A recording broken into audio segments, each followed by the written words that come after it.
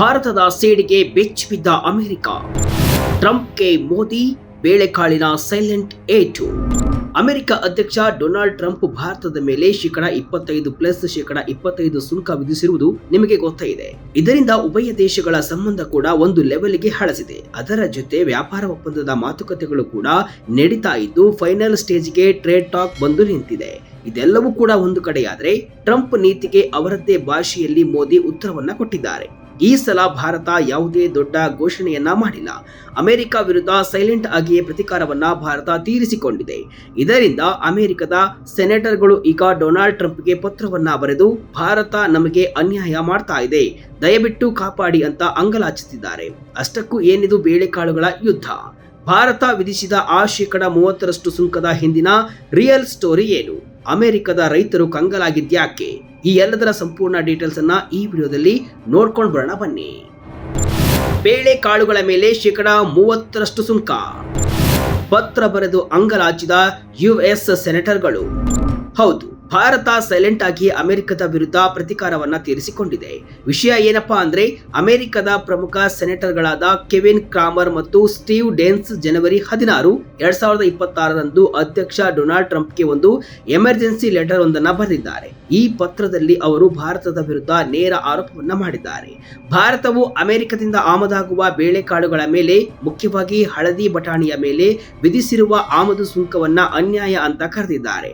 ಅವರ ಪ್ರಕಾರ ಕಳೆದ ವರ್ಷ ಅಂದ್ರೆ 2025ರ ಅಕ್ಟೋಬರ್ 30ರಂದು ಭಾರತ ಸರ್ಕಾರವು ಅಮೆರಿಕದ ಹಳದಿ ಬಟಾಣಿಗಳ ಮೇಲೆ ಏಕಾಏಕಿ -30% ಸುಂಕವನ್ನ ಘೋಷಿಸಿದೆ. ಇದು ನವೆಂಬರ್ 1, 2025ರಿಂದ ಜಾರಿಗೆ ಕೂಡ ಬಂದಿದೆ. ಈ ನಿರ್ಧಾರದಿಂದಾಗಿ ಅಮೆರಿಕದ ಬೇಳೆಕಾಳು ಬೆಳೆಗಾರರು ಭಾರತದ ಮಾರುಕಟ್ಟೆಯಲ್ಲಿ ಸ್ಪರ್ಧಿಸಲು ಸಾಧ್ಯವಾಗದೆ ಸೋಲುತ್ತಿದ್ದಾರೆ. ಅಮೆರಿಕದ ರೈತರಿಗೆ ಇದರಿಂದ ದೊಡ್ಡ ಮಟ್ಟದ ನಷ್ಟವಾಗ್ತಾ ಇದೆ ಅಂತ ಈ ಸೆನೆಟರ್ಗಳು ಟ್ರಂಪ್ ಬಳಿ ದೂರನ್ನ ಕೊಟ್ಟಿದ್ದಾರೆ. ಭಾರತದ ಸೈಲೆಂಟ್ ಪ್ರತಿಕಾರ ಯಾಕೆ? ಟ್ರಂಪ್ಗೆ ಮೋದಿ ಟ್ವೀಟ್ ಫಾರ್ ಟ್ಯಾಟ್. ಆದರೆ ಇಲ್ಲಿ ಪ್ರಮುಖವಾಗಿ ಗಮನಿಸಬೇಕಾದ ಅಂಶ ಏನಂದ್ರೆ, ಭಾರತ ಈ ನಿರ್ಧಾರವನ್ನ ಸುಮ್ಮನೆ ತೆಗೆದುಕೊಂಡಿಲ್ಲ. ತಜ್ಞರು ಮತ್ತು ಮಾಧ್ಯಮ ವರದಿಗಳ ಪ್ರಕಾರ ಇದೊಂದು ಟಿಟ್ ಫಾರ್ ಟ್ಯಾಟ್ ಅಥವಾ ಪ್ರತಿಕಾರದ ಕ್ರಮವಾಗಿದೆ. ನಿಮಗೆ ನೆನಪಿರಬಹುದು, ಆಗಸ್ಟ್ 2025ರಲ್ಲಿ ಟ್ರಂಪ್ ಆಡಳಿತವು ಭಾರತದ ಸರಕುಗಳ ಮೇಲೆ ಅಂದ್ರೆ ಅಕ್ಕಿ, ಮಸಾಲೆ ಪದಾರ್ಥಗಳು ಮತ್ತು ಬಟ್ಟೆಗಳ ಮೇಲೆ ಬರೋಬ್ಬರಿ -50% ಸುಂಕವನ್ನ ವಿಧಿಸಿತ್ತು. ಭಾರತ ರಷ್ಯಾದಿಂದ ತೈಲವನ್ನ ಖರೀದಿಸ್ತಾ ಇದೆ ಎಂಬ ಕಾರಣಕ್ಕೆ ಅಮೆರಿಕ ಈ ಕಠಿಣ ಕ್ರಮವನ್ನ ಕೈಗೊಂಡಿತ್ತು. ಅದಕ್ಕೆ ಪ್ರತಿಯಾಗಿ ಭಾರತವು ಯಾವುದೇ ದೊಡ್ಡ ಆರ್ಭಟವಿಲ್ಲದೆ ಮಾಧ್ಯಮಗಳ ಗಮನಕ್ಕೆ ಬಾರದಂತೆ ಅಕ್ಟೋಬರ್ನಲ್ಲಿ ಅಮೆರಿಕದ ಬೇಳೆಕಾಳುಗಳ ಮೇಲೆ -30% ಸುಂಕವನ್ನ ವಿಧಿಸಿದೆ. ಇದನ್ನ ಜಿಯೋ ಪೊಲಿಟಿಕಲ್ ತಜ್ಞರು ಭಾರತವು ಅಮೆರಿಕದ ಸುಂಕಗಳಿಗೆ ಪ್ರತಿಯಾಗಿ ಮೌನವಾಗಿಯೇ ಪ್ರತಿಕಾರವನ್ನ ತೀರಿಸಿಕೊಂಡಿದೆ ಅಂತ ವಿಶ್ಲೇಷಣೆಯನ್ನ ಮಾಡ್ತಾ ಇದ್ದು, ಸಾಮಾಜಿಕ ಜಾಲತಾಣಗಳಲ್ಲಿ ಕೂಡ ನಾವು ಸದ್ದಿಲ್ಲದೆ ಸೇಡನ್ನ ತೀರಿಸಿಕೊಂಡಿದ್ದೇವೆ ಅಂತ ಭಾರತೀಯರು ಹೇಳ್ತಿದ್ದಾರೆ. ಅಮೆರಿಕದ ರೈತರಿಗೆ ಆಗುತ್ತಿರುವ ನಷ್ಟವೇನು? ಅತಿ ಹೆಚ್ಚು ಬೇಳೆಕಾಳು ಸೇವಿಸುವ ರಾಷ್ಟ್ರ ಭಾರತ. ಈಗ ಪ್ರಶ್ನೆ ಬರೋದು, ಭಾರತದ ಈ ನಿರ್ಧಾರ ಅಮೆರಿಕಕ್ಕೆ ಯಾಕೆ ಇಷ್ಟು ದೊಡ್ಡ ಹೊಡೆತವನ್ನ ನೀಡಿದೆ ಅಂತ. ನೋಡಿ, ಭಾರತವು ಪ್ರಪಂಚದಲ್ಲೇ ಅತಿ ಹೆಚ್ಚು ಬೇಳೆಕಾಳುಗಳನ್ನ ಸೇವಿಸುವ ರಾಷ್ಟ್ರ. ಜಾಗತಿಕ ಬಳಕೆಯ -27% ಬೇಳೆಕಾಳುಗಳನ್ನ ಭಾರತ ಒಂದೇ ಬಳಸ್ತಾ ಇದೆ. ಅಮೆರಿಕದ ನಾರ್ತ್ ಡಕೋಟಾ ಮತ್ತು ಮೊಂಟಾನಾ ರಾಜ್ಯಗಳು ಬಟಾಣಿ ಮತ್ತು ಬೇಳೆಕಾಳುಗಳನ್ನ ಬೆಳೆಯುವಲ್ಲಿ ಮುಂಚೂಣಿಯಲ್ಲಿವೆ.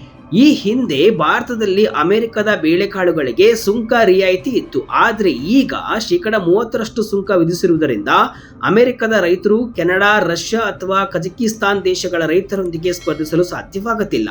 ಭಾರತದ ಆಮದುದಾರರು ಅಮೆರಿಕದ ದುಬಾರಿ ಬೇಳೆಕಾಳುಗಳನ್ನ ಬಿಟ್ಟು ಕಡಿಮೆ ಬೆಲೆಗೆ ಸಿಗುವ ರಷ್ಯಾ ಮತ್ತು ಕೆನಡಾದ ಬೇಳೆಕಾಳುಗಳತ್ತ ಮುಖ ಮಾಡಿದ್ದಾರೆ. ಇದರಿಂದಾಗಿ ಅಮೆರಿಕದ ರೈತರಿಗೆ ಮಾರುಕಟ್ಟೆ ಇಲ್ಲದಂತಾಗಿದೆ ಮತ್ತು ಅವರ ಆದಾಯ ಕುಸಿತಾ ಇದೆ.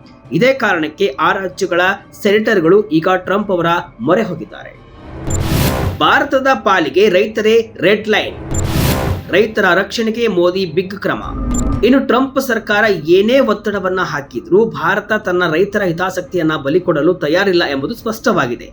ಅಮೆರಿಕ ಮತ್ತು ಭಾರತದ ನಡುವಿನ ವ್ಯಾಪಾರ ಒಪ್ಪಂದದ ಮಾತುಕತೆಗಳಲ್ಲಿ ಕೃಷಿ ಮತ್ತು ಹೈನುಗಾರಿಕೆ ಮಾರುಕಟ್ಟೆಯನ್ನ ತೆರೆಯುವಂತೆ ಅಮೆರಿಕ ಒತ್ತಾಯಿಸುತ್ತಲೇ ಬಂದಿದೆ. ಆದರೆ ಭಾರತಕ್ಕೆ ಇದು ಒಂದು ರೆಡ್ ಲೈನ್ ಆಗಿದೆ. ತಜ್ಞರ ಪ್ರಕಾರ ಒಂದು ವೇಳೆ ವ್ಯಾಪಾರ ಒಪ್ಪಂದವು ಭಾರತದ ದೇಶೀಯ ಉತ್ಪಾದಕರ ವೆಚ್ಚದಲ್ಲಿ ಅಮೆರಿಕದ ಬೇಳೆಕಾಳುಗಳಿಗೆ ಮಾರುಕಟ್ಟೆ ಮುಕ್ತಗೊಳಿಸುವುದಾದರೆ ಅಂತಹ ಒಪ್ಪಂದ ನಡೆಯಲು ಸಾಧ್ಯವಿಲ್ಲ. ಭಾರತ ಸರ್ಕಾರವು ಅಧಿಕೃತವಾಗಿ ಹೇಳುವ ಪ್ರಕಾರ ದೇಶೀಯ ರೈತರು ಬೆಲೆ ಕುಸಿತದಿಂದ ಕಂಗಾಲಾಗಿದ್ದಾರೆ. ಹಾಗಾಗಿ ಕೆನಡಾ ಮತ್ತು ರಷ್ಯಾದಿಂದ ಬರುವ ಅಗ್ಗದ ಆಮದನ್ನು ತಡೆಗಟ್ಟಲು ಮತ್ತು ದೇಶೀಯ ರೈತರನ್ನ ರಕ್ಷಿಸಲು ಈ ಸುಂಕವನ್ನು ವಿಧಿಸಲಾಗಿದೆ ಅಂತ ಸಮರ್ಥಿಸಿಕೊಂಡಿದೆ. ಟ್ರಂಪ್ ಅವರ ಮುಂದಿನ ನಡೆ ಏನಾಗಬಹುದು? ಬಾಸುಮತಿ ಅಕ್ಕಿ ಸಿಗಡಿ ಮೇಲೆ ಸುಂಕ ಹೆಚ್ಚಳ. ಈಗ ಚೆಂಡು ಟ್ರಂಪ್ ಅಂಗಳದಲ್ಲಿದೆ. ಅಮೆರಿಕದ ಸೆನೆಟರ್ಗಳು ಟ್ರಂಪ್ಗೆ ಬರೆದ ಪತ್ರದಲ್ಲಿ 2020ರ ವ್ಯಾಪಾರ ಮಾತುಕತೆಗಳನ್ನು ನೆನಪಿಸಿದ್ದಾರೆ. ಅಂದು ಟ್ರಂಪ್ ಅವರು ಪ್ರಧಾನಿ ಮೋದಿಯವರಿಗೆ ಖುದ್ದು ಪತ್ರವನ್ನ ನೀಡಿದ್ರು. ಆದರೆ ಈಗ ಪರಿಸ್ಥಿತಿ ಬದಲಾಗಿದೆ. 2024ರ ಲೋಕಸಭಾ ಚುನಾವಣೆಗೂ ಮುನ್ನ ಭಾರತ ಹಣದುಬ್ಬರ ತಡೆಯಲು ಕೆಲವು ಸುಂಕಗಳನ್ನು ಕಡಿಮೆ ಮಾಡಿತ್ತು. ಆದರೆ ಈಗ ಪರಿಸ್ಥಿತಿ ಬದಲಾಗಿದೆ. ಟ್ರಂಪ್ ಅವರ ರೆಸಿಪ್ರೋಕಲ್ ಟ್ಯಾರಿಫ್ ನೀತಿಯ ಪ್ರಕಾರ ಭಾರತದ ಈ ನಡೆಗೆ ಅಮೆರಿಕ ಸುಮ್ಮನೆ ಕೂರುವ ಸಾಧ್ಯತೆ ಕಡಿಮೆ. ವರದಿಗಳ ಪ್ರಕಾರ ಅಮೆರಿಕವು ಪ್ರತೀಕಾರವಾಗಿ ಭಾರತದ ಪ್ರಮುಖ ರಫ್ತುಗಳಾದ ಬಾಸುಮತಿ ಅಕ್ಕಿ, ಸಿಗಡಿ ಮತ್ತು ಮಸಾಲೆ ಪದಾರ್ಥಗಳ ಮೇಲೆ ಹೆಚ್ಚಿನ ಸುಂಕ ವಿಧಿಸುವ ಸಾಧ್ಯತೆ ಇದೆ. ಈಗಾಗಲೇ ಟ್ರಂಪ್ ಅವರು ಭಾರತದ ಅಕ್ಕಿ ಮತ್ತು ಇತರೆ ಕೃಷಿ ಉತ್ಪನ್ನಗಳ ಮೇಲೆ ಕಣ್ಣಿಟ್ಟಿದ್ದಾರೆ. ಇದು ಭಾರತದ ರಫ್ತು ವಲಯಕ್ಕೆ ಬಿಗ್ ಶಾಕ್ ನೀಡುವ ಸಾಧ್ಯತೆ ಇದೆ.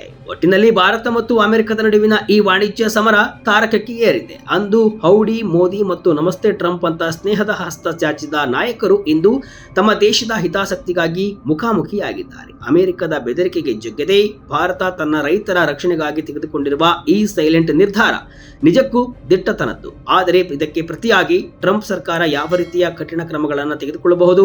ಇದರಿಂದ ಭಾರತದ ಅಕ್ಕಿ ರಫ್ತುದಾರರಿಗೆ ತೊಂದರೆಯಾಗಲಿದೆಯಾ ಅಥವಾ ಮಾತುಕತೆಯ ಮೂಲಕ ಈ ಸಮಸ್ಯೆಗೆ ಪರಿಹಾರ ಸಿಗಲಿದೆಯಾ ಎಂಬುದನ್ನು ಕಾದು ನೋಡಬೇಕು.